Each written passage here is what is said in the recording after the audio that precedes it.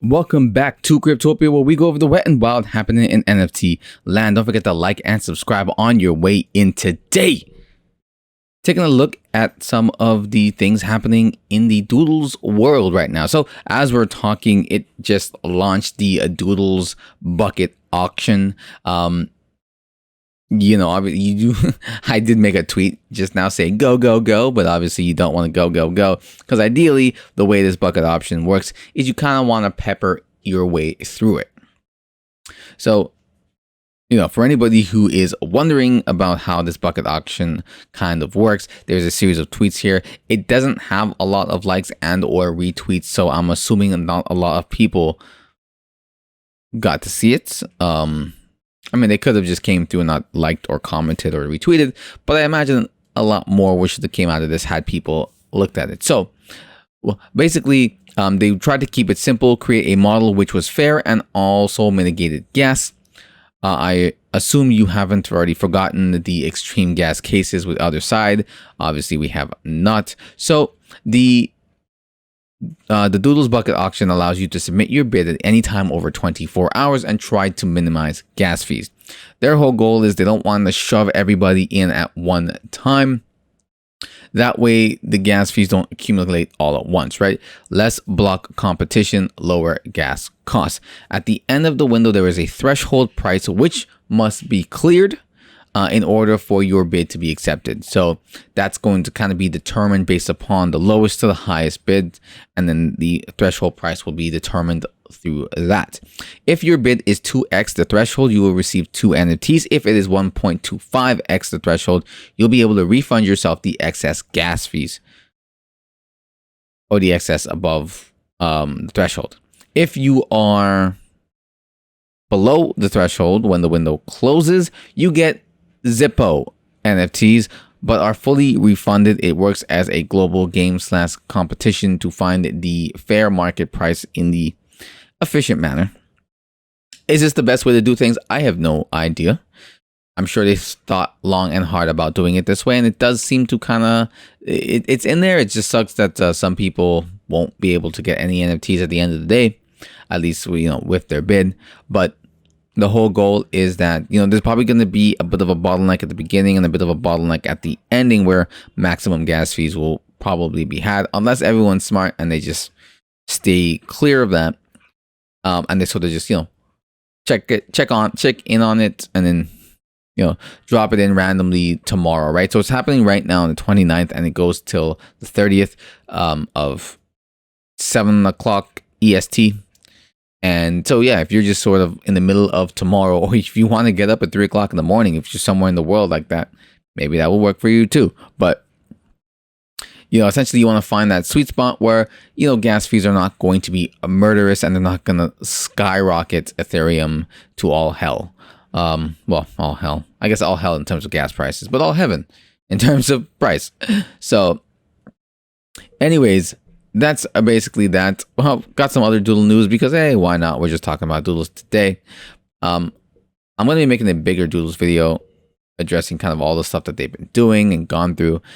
Working on that right now. But for now, popular NFT creator NikkiDoodles.eth has been scammed. Another one bites the dust, losing 17 ETH and their entire NFT collection, including Doodles NFTs. No.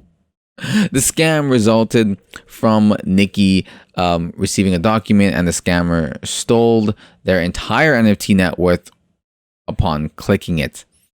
This is another example of the importance of NFT security and taking caution online. My friend brought this up the other day about there being sort of like an insurance place where you could sort of house your NFTs. That's pretty much just a wallet. I'm pretty sure from what I understand, I could be wrong about this, I'm pretty sure you can move NFTs into cold storages. Most people just don't, I think. But, a place where maybe you could secure it, but also have it readily available would be nice as well. And I think that's the idea. And like a cold storage, you have to go get the wallet, log into the wallet, blah, blah, blah, whatever means you have of storing it. But if you had some sort of insurance place that you could just like, oh, I'm gonna house it here. But then it also is kind of the place where everybody would go to attack the wallet, I guess. But then, yeah. So, I mean, the security is definitely going to be a big problem moving forward. It already is a huge problem right now. It's only going to get worse as things progress. But it ideally should get better if, people are working to secure this stuff. Because it's so easy just to click anything and like not realize you're clicking on it. We click on stuff all the time. So Nikki loses entire NFT collection.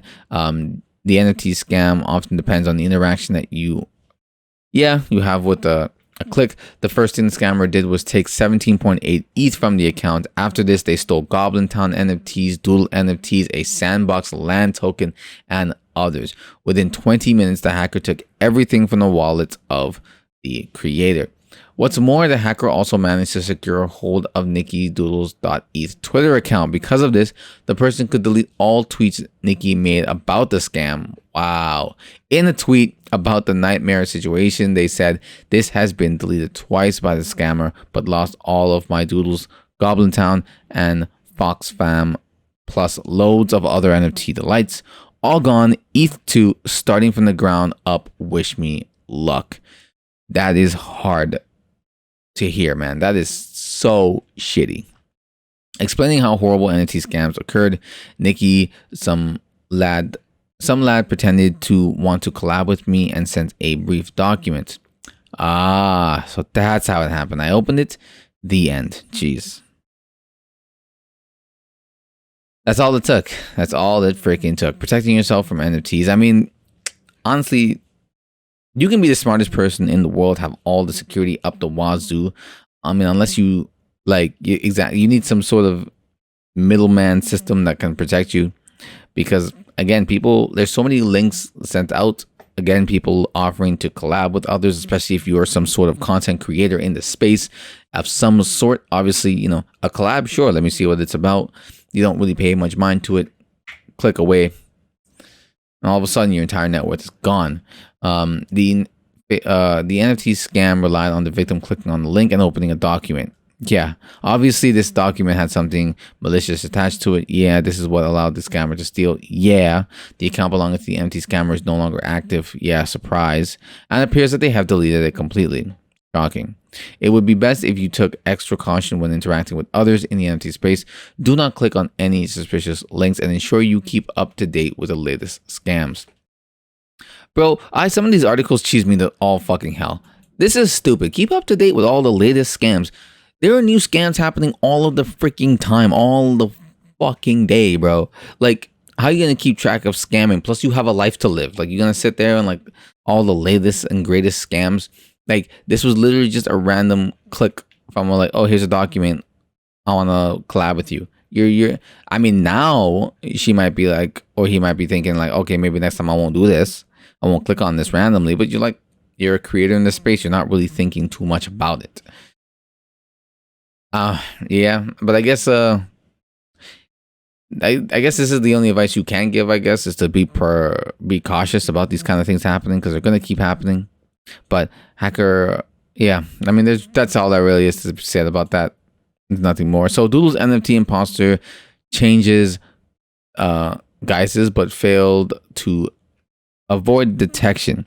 So this is kind of a nice positive story after the last kind of negative one. An imposter posing as a Doodles NFT owner is the latest example of a would-be scammer on NFT Twitter. Luckily, it appears that a vigilant Doodles holder managed to identify and call out the imposter before they could do any significant harm. This is the nice thing about, communities really working together and sort of looking out and watching each other's backs. That might be actually the best form of defense against the scammers. It's like, if she clicked on that, before clicking on that link, sort of like looking at that person, checking out their Twitter, seeing if they have a link from there to whatever they're actually like working on or doing in their lives, that would even make you want to collab with them in the first place, to even take the time to click on the link they sent you at all, or the document. That might be a lot, but like that might be the best method. You know what I mean? And then you can talk to your friends in the space and be like, hey, do you know this guy? Who told you about me? How'd you find out about me? Ask questions. Ask questions. That's how you get scammers. Ask questions. So Doodles suffers the imposter issue facing many top NFT collections. Legitimate Doodle NFT holder Guy Incognito was the first to sound the alarm on the imposter. Incognito flagged the account, which had the Twitter handle at by Elaine. Yeah, at the time, this was because Incognito noticed that a lot of Doodles holders were following the imposter account. Ooh. Basically, it looks like the imposter went through the trouble of right-click saving a Doodles NFT and minting it on OpenSea. See, while the imposter didn't go as far as verifying the fake NFT as a PFP, the fake Doodles NFT attached to an account with many Doodle followers could easily mislead people. To clarify, it doesn't seem like they were able to scam anyone yet. With that said, there are a number of scams involving imposters pretending to own high-value NFTs. That is to say, the Doodles imposter might have been trying to sell the fake NFT to an unsuspecting buyer. Thankfully, Twitter suspended the account of the scammer before they could continue, though not before they changed their Twitter handle in an attempt to skirt attention. All in all, this seems to suggest that Twitter's NFT PFP verification has merely slowed scammers down, not stopped them. Indeed, there are still many imposters trying to fool people with NFT PFPs on Twitter. Although Basie is the usual target for scammers, it appears that Doodles' huge growth in popularity has now made the collection a target as well. Again, yep, this is bound to happen. The more like Doodles, you're probably gonna see a quiet down in the Bored Ape Yacht Club division, as like they've been hit so many times, and it's like they're kind of starting to catch on. They make tweets about stuff that they rumor hackings that are coming and stuff like that. So they're really just preemptively trying to stop it. So you're gonna see them drift over into other projects, Invisible Friends or whatever. Hikari. I don't have a bunch of freaking NFTs in my head right now, but like you're gonna see more projects that are like successful projects being targeted more, that people like have not been targeted in the past, I guess, right? So fuck this person. They got fucked. Weren't able to successfully do what they tried to do. It's unfortunate for Nikki, and in our first story, I hope they're able to come back and, you know, get back to where they were now with all that money lost. I hope they're not taking it too bad either. So this I already talked about, which was Doodles II announced as Pharrell is added as chief brand officer. So apparently Doodles is creating this sort of album, a record of, you know, of songs dedicated to, you know, just that Doodles story, Doodles album, telling whatever the story particular that they've chosen to sing about, which is very interesting. So Doodles has held strong as one of the top projects in the space, resilient to the tides of the market. This project has become a leading beacon, while other projects remain incredibly volatile. The team has released a catchy new video announcing the launch of Doodles II. The project will feature new innovations, including music by Pharrell and Columbia Records, as well as a new collection from Canadian artist Burnt Toast, which I had just found out he was Canadian while I was doing my research on Doodles. Awesome. Love it. Another Canadian like myself. So the project will also have an album associated with the project titled Doodles Records Volume 1. This will feature a number of top artists.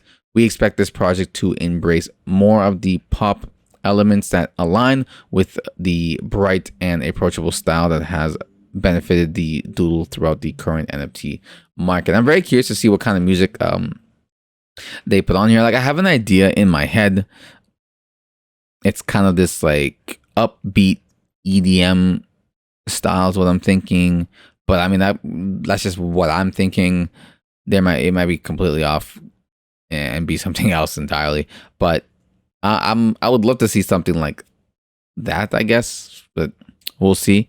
In addition to Pharrell, the team also announced a number of key investors that include 776, The goal of this foundation is to take Doodles to another level and cement the project as top 3 NFT project in the space, while the funds raised among while the fundraised amount has not been disclosed, it is likely substantial, as the Doodles have archived 140k in ETH volume on OpenSea. Yeah, they've made a ton of fucking money. I'm sure they've got a ton of money still to go. So lastly, this is a non-Doodles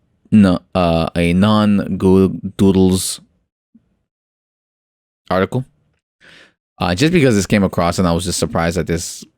I haven't heard about Axie Infinity for a long time. So NFC Pokemon clone recovers from 600 million hack, ready to chew players up again. So Axie Infinity, the play to earn game, this decidedly exploitive crypto Neopets, has reopened, and it's known its Ronin blockchain bridge after unintentionally exposing its users to a $600 million hack in March. So the hack was made possible by an exploit in the bridge, which let funds transfer between the Ethereum and the Ronin blockchain, and was the beginning of Axie Infinity's larger issues, as the game later suffered from the same tanking price as the rest of the cryptocurrency in late spring. In May, its utility token Smooth Love Potion, love the name, which is necessary for buying and breeding the game's tubby Axie creatures, was worth 0.00. That's it if you round up. It dropped significantly. I can't remember what the top price was, but definitely not that.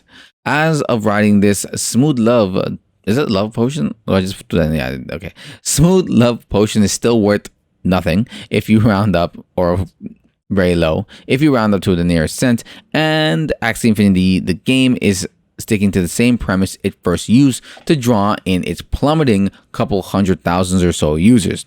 Create a Ronin wallet, a must for the play to earn crypto game. Acquire 3 Axie NFTs for around $20. Make a Axie Infinity account, then download the game. After that, you can battle your Axies like NFC Pokemon. Yay.